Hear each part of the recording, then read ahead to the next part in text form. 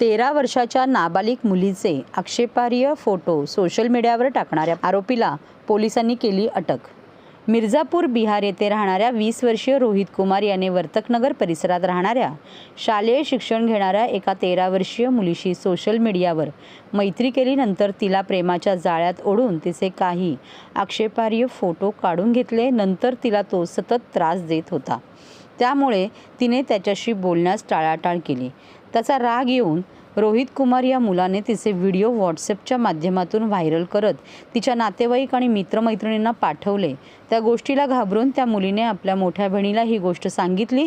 त्याप्रमाणे तिच्या मोठ्या बहिणीने वर्तकनगर पोलीस स्टेशनमध्ये रोहित कुमार विरुद्ध तक्रार दाखल केली. या तक्रारीची गांभीर्याने दखल घेत पोलीस उपआयुक्त अमरसिंग जाधव, सहाय्यक पोलीस आयुक्त मंदार जावळे, वर्तकनगर पोलीस स्टेशनचे वरिष्ठ पोलीस निरीक्षक राजकुमार वाघचौरे यांच्या मार्गदर्शनाखाली पोलीस निरीक्षक मल्हार कोकरे व इतर अधिकारी कर्मचारी यांनी मिळून तांत्रिक तपास करून अहोरात्र परिश्रम करून आरोपीचा ठावठिकाणा शोधून काढला व डेहराडून उत्तराखंड येथील रायवाला पोलीस स्टेशनच्या हद्दीतून त्याला अटक केली. या आरोपीकडे चौकशी केली असता तो अशाच प्रकारे स्वतःची ओळख लपवून इतर मुलींसोबत सोशल मीडिया साईटवरून ओळख करून त्यांच्याशी मैत्री करून विश्वास संपादन करून त्याचे आक्षेपार्ह व्हिडिओ बनवून नंतर त्या मुलींना बोलण्यास टाळाटाळ केल्यानंतर त्यांचे हे फोटो त्यांच्या नातेवाईक व मित्रमैत्रिणींच्या मोबाईलवर पाठवत असल्याचे निष्पन्न झाले आहे.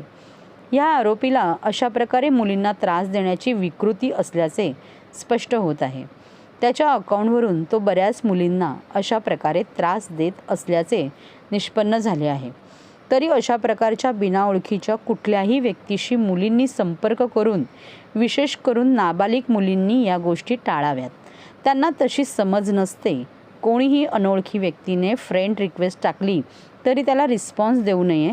त्यांच्या सोशल मीडियावरील भूलथापांना बळी पडू नये असे आवाहन पोलीस उपयुक्त यांनी केले आहे.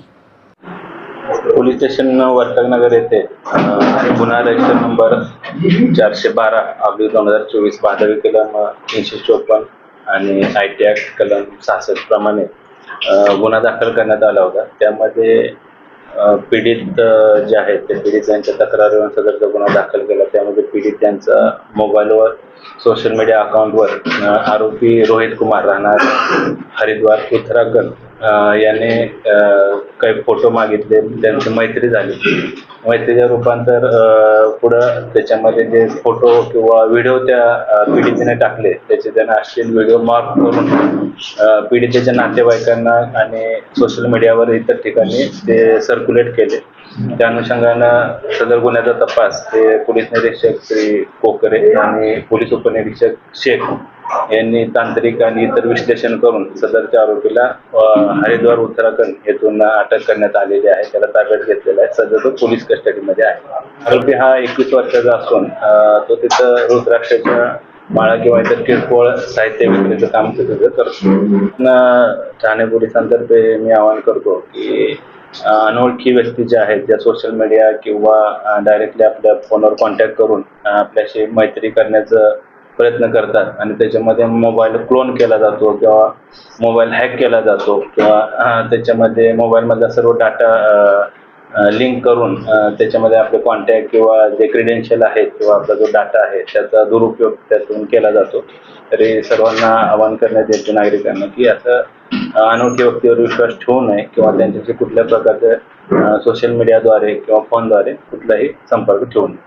तर व्हॉट्सअप मीडिया जे अकाउंट आहेत, फेसबुक आहे, इंस्टाग्राम आहे किंवा ट्विटर इतर, त्याच्यामध्ये जे अनोळखी किंवा ज्या व्यक्तींना आपण ओळखत नाही, जे अकाउंट आपल्या संशयास्पद वाटतात अशा अकाउंटसोबत आपण फ्रेंड रिक्वेस्ट ॲक्सेप्ट करणे किंवा त्यांच्याशी कॉन्टॅक्ट करणे, चॅटिंग करणे अशा प्रकार कृपया करू नये.